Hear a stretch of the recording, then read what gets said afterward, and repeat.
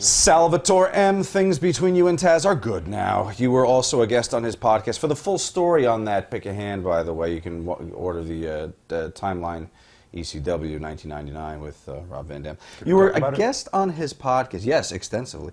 However, admit it, there is still a part of your brain that tells you, yep, I own him. I mean, even though it's water under the bridge, you basically left your proverbial dick in his mouth for life when you slapped him and he never gave you the receipt.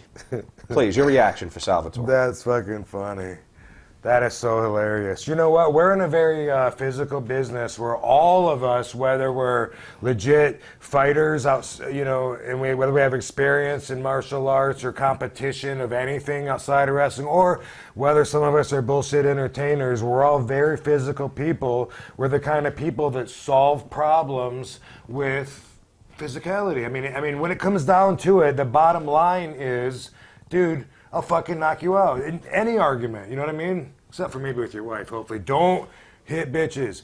But like, you know, with anybody. About horse. I'd never hit a bitch. No, you pay them for it, so it's okay. They're compensated. But I mean, I know what you're saying. The bottom line, if there's a really big guy, you don't think, you know what? He's not going to touch me because it would be illegal. I can sue him. You go, whoa, I don't want to fuck with that. I mean, and we're guys, you know, that when it comes to it, it's physical. You know, Taz, what I'll say is that I thought that and I probably said this on the timeline, but I thought that I put Taz and myself in a situation where we could not get out of it without fighting, without one of us killing the other one. And I knew which way that was going to go. But he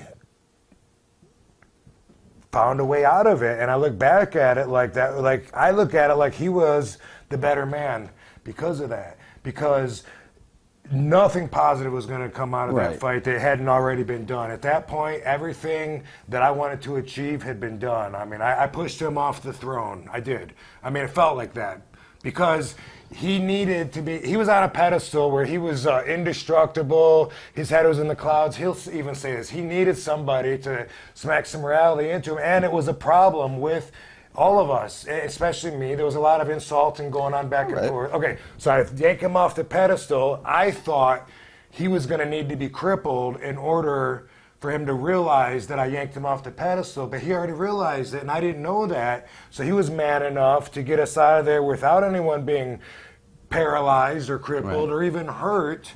And in the end, look at the positive that came out of it. I mean, he's a lovable, you know, great guy.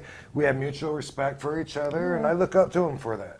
So you saved him in a way, like Jesus, perhaps.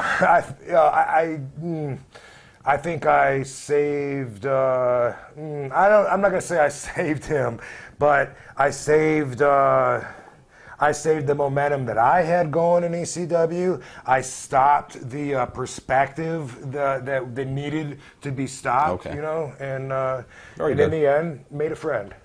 Very good.